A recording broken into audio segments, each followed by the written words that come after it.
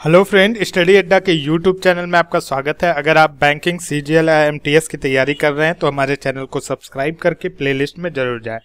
Banking से related video हम जल्दी अपलोड करने लगेंगे, तो अगर आप बैंकिंग से तैयारी कर रहे हैं, बैंकिंग की तैयारी कर रहे हैं स्पेशली, तो आप हमारे चैनल को सब्सक्राइब कर लें। और आप कुछ टॉपिक जैसे टाइम एंड डिस्टेंस और कंपाउंड इंटरेस्ट, ये सब की वीडियो मैंने अपलोड कर दिया, वो देख सकते हैं।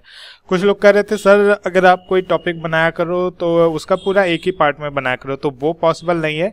हम जैसे टाइम एंड डिस्टेंस का जो है वो टॉपिक वाइज है। टाइम एंड डिस्टेंस के कितने तरह के क्वेश्चन अलग अलग पूछे जाते हैं, तो पार्ट 1 में, पार्ट 2 में, पार्ट 3 में वो अलग अलग किस तरह क्वेश्चन पूछे जाते हैं उनका कंपाइलेशन है, न कि टाइम एंड डिस्टेंस पूरा एक चैप्टर का। तो आप इस बात को ध्यान दीजिएगा। अगर आपको ये वीडियो पसंद आए तो लाइक, कमेंट और शेयर जरूर कीजिएगा। आइए चलते हैं क्वेश्चन पे। ये जो है 30 अप्रैल को जो एग्जाम हुआ था सेकंड शिफ्ट का, उसका पार्ट 2 है। पार्ट 1 आपको यहाँ से आई बॉक्स के पास से मिल सकता है, आप जाके देख सकते हैं। पहला क्वेश्चन, बच्चों की वह अधिकतम संख्या ज्ञात कीजिए जिनके बीच 917 गुड़ियों और 524 सेबों को समान रूप से वितरित किया जा सके। देखिए, बात करते हैं जब समान रूप से वितरित करने के, इक्वली डिस्ट्रीब्यूटेड करने के लिए, तो आपको पहले ये देखना है कौन सी ऐसी संख्या है इसमें से कि ये दोनों उससे कट जा रहे हैं। 917 से ये नहीं कटेगा, आधा हो जाएगा। 524 से ये नहीं कटेगा। कैसे देखेंगे? देखिए, 7 का जब आप काउंट करेंगे, 7 एकम 7 आता है, 7 3 21, 7 चौक 28, 7 5 35, 7 6 42। 7 के किसी भी लास्ट में जो 4 नहीं आता है तो ये नहीं कटेगा। 4 इसी तरह देखिए, 4 चौक 24, 4 आएगा लास्ट में, लेकिन 7 4 के टेबल में कहीं भी नहीं आएगा, तो इससे ये भी गलत हो जाएगा। अब 3 की बात करते हैं। देखिए, 3 9 27, 7 आ रहा है, 3 बटे 24, तो ये हो सकता है। और 1 का जब देखेंगे तो 1 7 7, 1 चौके 4 तो आ ही सकता है, तो ये दोनों हो सकते हैं। अब इन दोनों को चेक कैसे करेंगे? देखेंगे कि 393 से 524 और 917 पूरी तरह से कट रहे हैं। तो देखिए, 393 से आपका 524 नहीं कटेगा, तो हमारे पास एक ही ऑप्शन बचता है, यही सही होगा। लेकिन आंसर को क्रॉस चेक करने के लिए आप मिला सकते हैं कि देखिए, 524 सेबों को जब 131 लड़कों में बांटेंगे तो कितनी बार में बट जाएगा? 4 4, 131 लड़कों को 4 4 सेब मिलेगा। और 917 गुड़ियों को जब 131 लड़कों में बांटेंगे तो ये हो जाएगा आपका 7, मतलब 131 लड़कों को 7 गुड़ियां मिलेंगी। तो हमारा ऑप्शन नंबर सी जो है सही होगा। तो आप ऐसे कर सकते हैं बिना क्वेश्चन को लगाए हुए। अगला क्वेश्चन देखते हैं। ए और बी मिलकर किसी काम को 10 दिन में कर सकते हैं, बी अकेले उसे 15 दिन में कर सकता है। ए अकेले उसे कितने दिन में कर सकता है? देखिए, ए और बी मिलकर किसी काम को 10 दिन में कर सकते हैं, बी अकेले उसे कितने दिन में कर सकता है? 15 दिन में। तो ए अकेले उसे कितने दिन में कर सकता है? आप एलसीएम लेंगे तो आपका टोटल वर्क आ जाएगा। तो एलसीएम इसका कितना आएगा? 30, मतलब 30 टोटल वर्क है। ए और बी 10 दिन में कवर करते हैं, मतलब एक दिन में वो 3 काम करते हैं। बी 15 दिन में कवर करता है, मतलब एक दिन में वो 2 काम करता है। तो बी एक दिन में 2 काम करता है, यहाँ पे लिख दीजिए। तो ए एक दिन में कितना काम करेगा? ए प्लस बी बराबर 3, तो ए एक दिन में 1 काम करेगा। तो जब ए एक दिन में 1 काम करेगा तो टोटल 30 काम कितने दिन में करेगा? 30 दिन में। ऑप्शन नंबर बी सही है हमारा। नेक्स्ट क्वेश्चन, 12 आदमी एक काम को 9 दिन में पूरा करते हैं। 6 दिन काम करने के बाद 6 और आदमी उनके साथ काम पर आ जाते हैं। शेष काम को पूरा करने में वे कितने दिन लगेंगे? देखिए, 12 आदमी हैं, 12 मेन हैं, किसी काम को कितने दिन में करते हैं? 9 दिन में, 9 डे में। 6 दिन काम करने के बाद, अच्छा 6 दिन काम करने के बाद अगर ये 6 दिन काम कर लिए होते हैं तो कितने दिन का काम बचा रहता है? 3 दिन का काम बचा रहता है ना, क्योंकि टोटल 9 दिन में खत्म कर लेते हैं। तो अगर यही 12 आदमी सेम काम, जो बचा काम है, वो खत्म कितने दिन में कर सकते हैं? 3 दिन में। तो शेष काम 12 आदमी 3 दिन में खत्म कर सकते हैं। लेकिन क्या होता है, 6 और आदमी उनके साथ आ जाते हैं, तो यही 3 दिन का बचा हुआ काम करने के लिए 6 और आदमी उनके साथ आ जाते हैं। मतलब कितना हो गया? टोटल 18 आदमी, 18 मेन हो गए। तो क्वेश्चन क्या बन जाता है? क्वेश्चन त्रुट के ये बन जाता है कि 12 आदमी किसी काम को 3 दिन में कर सकते हैं, तो 18 आदमी उस काम को कितने दिन में कर सकते हैं? तो आंसर क्या आ गया? 2 दिन। हमारा ऑप्शन नंबर ए सही होगा, 2 दिन। यदि किसी घन की प्रत्येक भुजा को दुगुना कर दिया जाए तो उसका आयतन कितना हो जाता है? देखिए, क्यूब का आयतन क्या होता है? ए क्यूब। तो अगर जब प्रत्येक भुजा को आप दुगुना करेंगे तो कितना हो जाएगा? 8a cube. क्योंकि देखिए, प्रत्येक भुजा यहाँ पे क्या है? तीनों भुजा ए है, तो इसको आप दुगना कर दीजिए 2a 2a 2a, और इनका जब आप गुणा करेंगे तो ये हो जाएगा 8a क्यूब।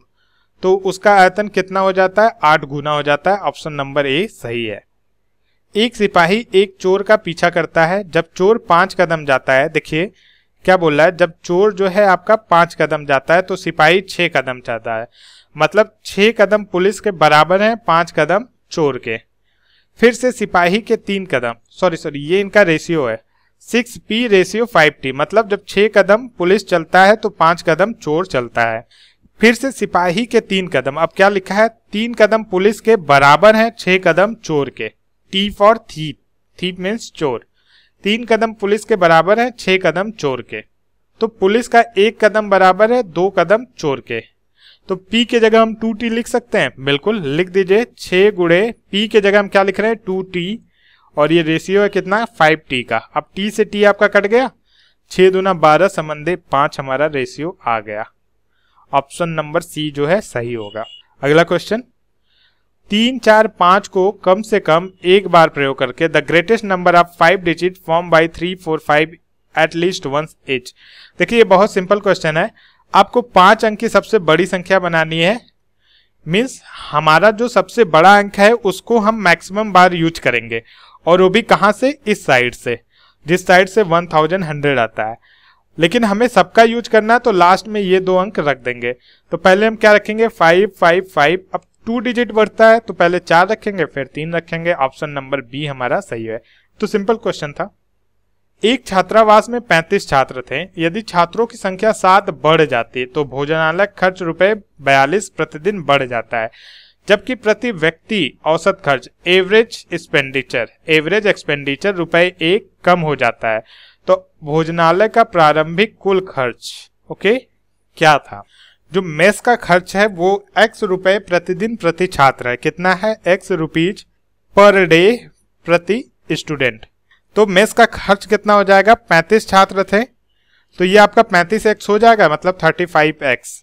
अब क्या होता है, यदि छात्रों की संख्या 7 बढ़ जाती है तो मतलब टोटल कितने हो जाते हैं? 42 छात्र। तो नया मेस खर्च क्या होगा आपका? टोटल छात्र कितने हो गए? 42। और क्या हो रहा है यहाँ पे देखिए, जबकि प्रति व्यक्ति औसत खर्च ₹1 कम हो जाता है। तो हम कितना माने थे? x माने थे। अब x से 1 जो है माइनस कर देंगे। अब आगे क्या बोल रहा है, ये पुराना मेस खर्च हो गया, ये नया मेस खर्च हो गया। तो इसको हम जब बराबर करेंगे 35x equal to 42x minus 1, तो यहाँ पे क्या लिख रहा है? तो भोजनालय खर्च ₹42 प्रतिदिन बढ़ जाता है। मतलब ये जो आपका ना 42x माइनस 1, ये 42 ज्यादा है किससे? 35x से। तो अब बराबर कैसे होगा? बराबर तो नहीं है क्वेश्चन के हिसाब से, तो बराबर करने के लिए इसमें 42 आप जोड़ दीजिए। तो अब इसको सॉल्व करेंगे तो क्या हो जाएगा, ये लाइन आएगी, 42 को आप इधर लाएंगे तो टोटल कितना हो जाएगा? 84। अब 42x माइनस 35 7x जाएगा तो आपको कितना बच जाएगा? 7x। तो 7 एकम 7, 7 दूना 14, x बराबर आपका क्या आ जाएगा? 12। तो प्रारंभिक कुल खर्च कितना होगा? x बराबर कितना आ रहा है? 12। तो कितने छात्र थे? 35। तो 35 गुणे 12 कितना आ जाएगा? देखिए 12 25 60 को 0 हंसे लगा 6, 12 3 36, 4 40, 2 42, 420, 420 जो है हमारा आंसर आ जाएगा। नेक्स्ट क्वेश्चन पे चलते हैं।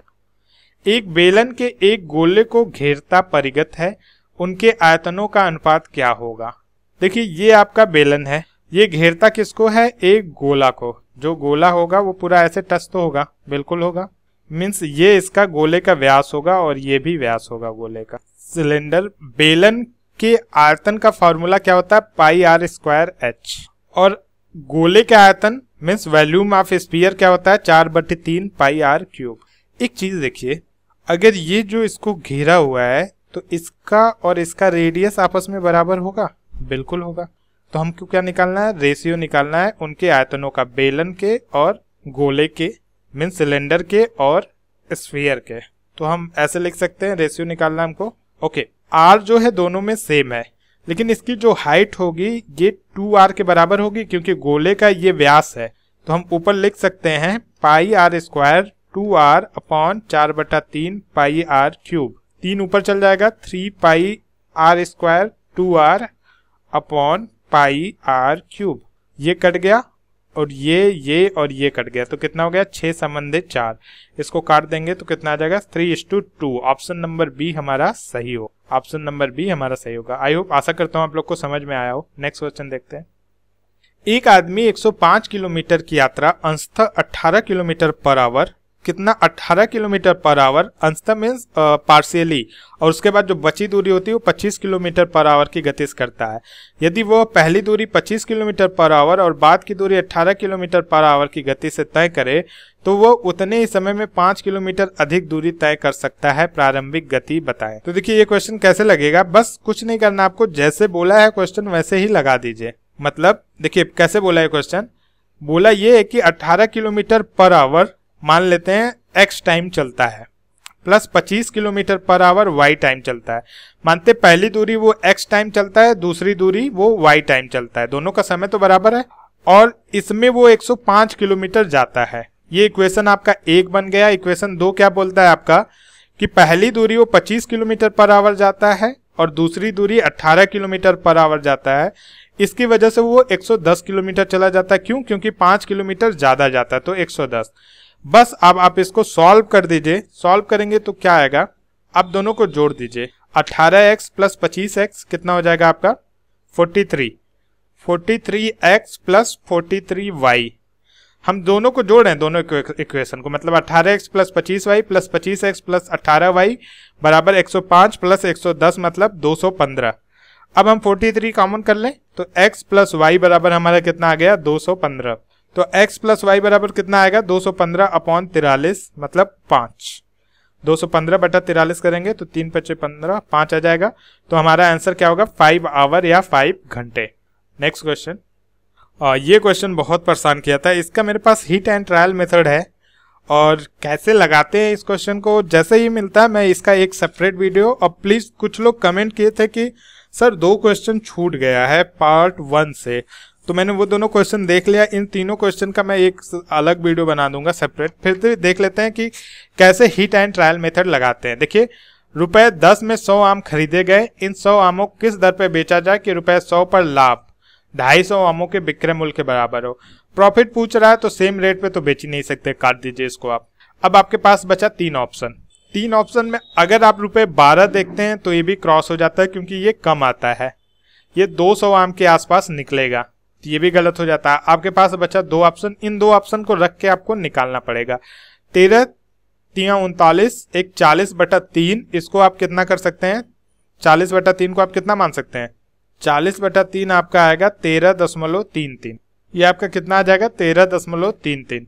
तो यही सही आंसर है। आइए देखिए हिट एंड ट्रायल मेथड कैसे करते हैं। रुपए 10 में 100 आम खरीदे गए, इन 100 आमों को किस दर पे किस रेट पर बेचा जाए कि रुपए 100 पर लाभ 250 आमों के विक्रय मूल्य के बराबर हो जाए।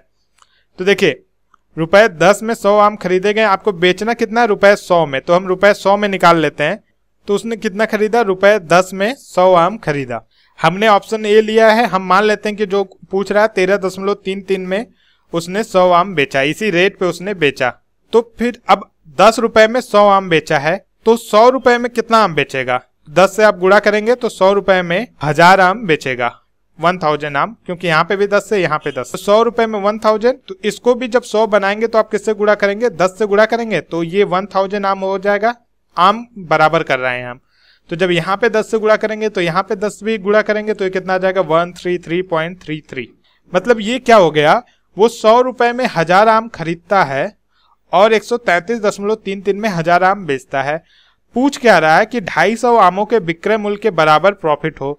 तो चेक कैसे करेंगे, प्रॉफिट क्या होता है cost price minus sale price. तो हमें कितना मिल रहा है 33.33 सेलिंग प्राइस, हमारा एसपी आ रहा है, सॉरी हमारा प्रॉफिट आ रहा है कितना 33.33। तो हम अगर 133.33 में 1000 आम खरीदते हैं तो एक आम कितने में खरीदेंगे, एक आम, तो 1000 बटा 133.33। ठीक है, तो हमको क्या मैच कराना कि 250 आमों के विक्रय मूल्य के बराबर हो जाए। तो 250 आम हम कितने में खरीदेंगे 1000। हमें क्या चेक करना है कि हमें 33.33 जो प्रॉफिट हो रहा है क्या उसमें 250 आम मिल पाएंगे कि नहीं मिल पाएंगे, हमको यही चेक करना है। तो 133.33 में हम 1000 आम खरीदते हैं, 1 रुपए में हम इतना, तो 33.33 रुपए में हम कितना खरीदेंगे। तो क्वेश्चन बहुत टफ है, इसको छोड़ना ही सही रहेगा। देखिए अब इसको जब आप काटेंगे तो आपका आंसर आएगा, इसको जब आप काटेंगे ना, सॉल्व करेंगे तो आपका आंसर आएगा 249 दशमलव समथिंग, अराउंड 250 आम के आंसर आएगा। तो इस हिसाब से ये आंसर हमारा सही हो जाएगा।